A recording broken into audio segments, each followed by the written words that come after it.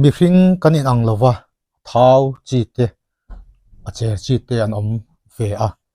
mi cher in thau an duwa thau in cher an duwa a eng mazok zok po hi a har ve ve maya tun tum chu eng wangin nge a kan cher theilo enge exercise te po kala thowa ele te po kan sum thowa a ka cher theilo ti thi kan tama emi ka dul ka ri na te po atang yam theilo ti te emi dul a thau chia tam dul kier te po re theilo te kan ti thri emi chan tlang pui te le a kumi iron kolna te te po chu an soi ila ama sabera chon dam doi then khat wang te heitan non steroid wang te emi naw pa in dan na pi lang chi te heng wang te hianin kan thau thina kan cher theilo thing ani to pani na chonin zan mutil theilo emi zan kan mutil la yen kan thau chia te hi ain pai ve thina amero chu zan mut kan khamlo chonin thau zual zel poka olani chuan na chi khat thyroid niam kan ti hypothyroidism wa hianin kan cher theilo wa kan thau thin boka ele ba ka hianin thil kan eina sa chin tok hello mo ei chu kan threwa kanga chuan depression mi na depression an nei te hianin eile in lama te hian an kala tam tak chu khawang khanin ba ka an thuak le ngai to na te tiang zong zong te wang khanin an che thelo thin ani chuan ril ru ha na chi ai na tiang wa te po hianin min ti thau thei bok chuanin enge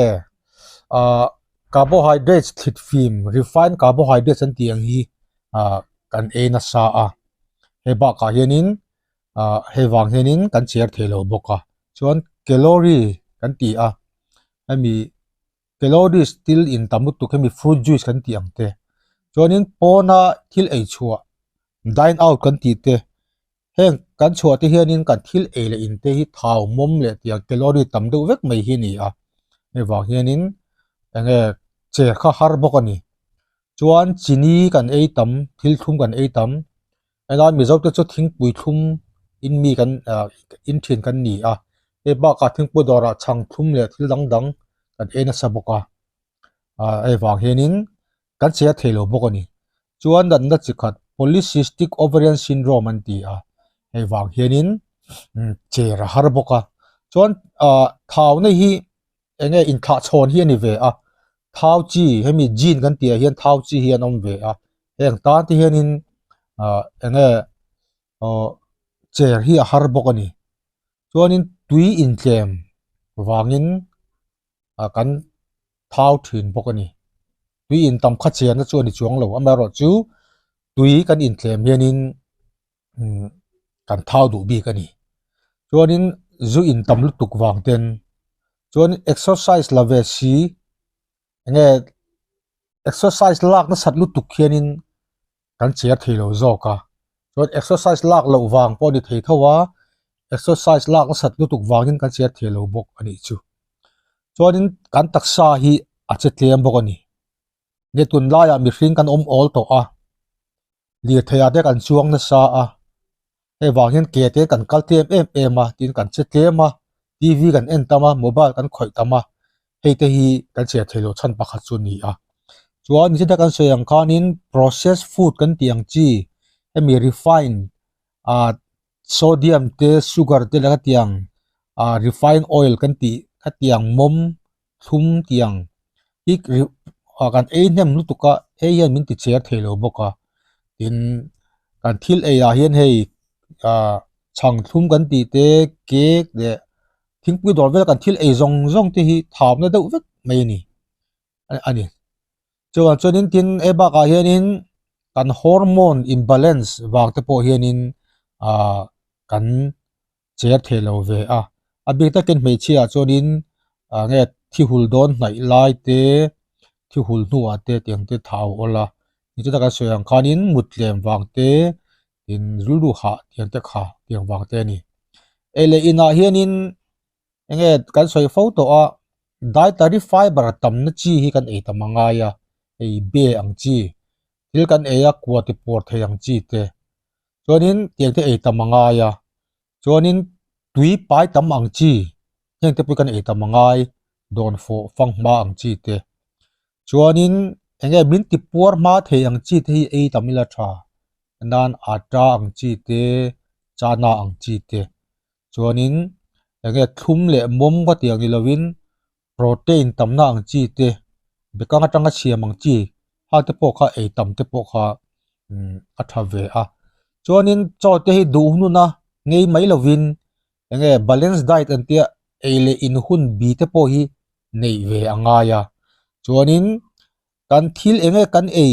thil ei te po hi kan chu ta kan chin chi ave ngai kan thom no kan uluk ang hianin ka thil e a hianin enge mi te thau thei chi mom thum carbohydrates te ka tiang kha ta mem pi te kha enge kan chut ve anga ya chuanin thil kan e piangin vegetable hemi thlai na hring ang chi te mo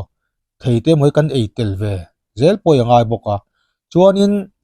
thau hi elo tutina ani rongot lawa thau thachi hi om ve a healthy fats an ti hi hetiang avocado te hera pa ya in thau thachi te poi kan ei tam ve nga ya chuanin mizo te tlang pui tu in hemi tlai cho te zan ria hi kan ei nek thina zan ria hi ei tam lu tuk lo jok tur ani a athan chu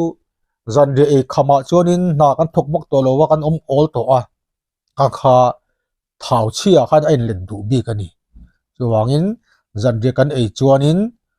zan ria ei ma in tuite molo in thei ila khang khanin enge kan ei tam tu tur kha veng thenga in zan ria kan ei in thlai na hring te ei tel a thau mom ka tiang thum ang chi processed food ang chi te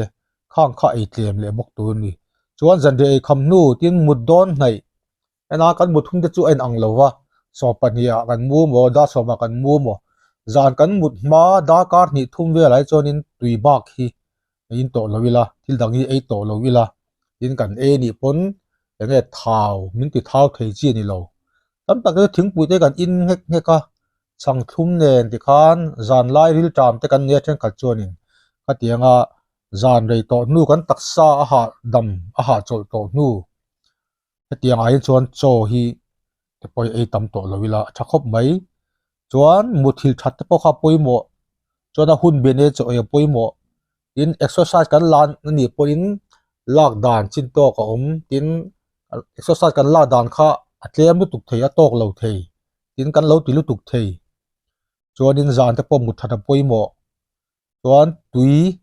in tam poimo a chuan zu in lo a tha a in zu kan in ani pon in chin tok nei a tha ani ta soi tu tam tak a omanga cho te mo eng nan zinga cho kan e a thingpui le chang te chuan da de dar ko da som vela jing tu thuan kan e a chuna thingpui le chang dewan zan lama zan re kan e le a heng ba ka aka lak lowa enge snacks kan ti chips kan ti ang ti le thil thang te hi e lo wila e hun bi nei kha apoi mo a ngan in thiar hun bi nei te e hun bi nei te in soi hun bi nei te mut hun le tho hun bi nei te tha zong kha tangkai ti riang u ole khang te kha kan che thelo chan te le ati zia omna te in kolna te ani a hei ba ka hian dam doi pakhat fight la ka berry an tia heng hi e he thave a chuti em chon sa chon thoklo ma sela engam wachen chu kan dul bun vela thau chia heng hi a pai ve theya hei hi online Amazon na mo Flipkart vela mo yan acha thei kringa arem chonin kalau tek don ya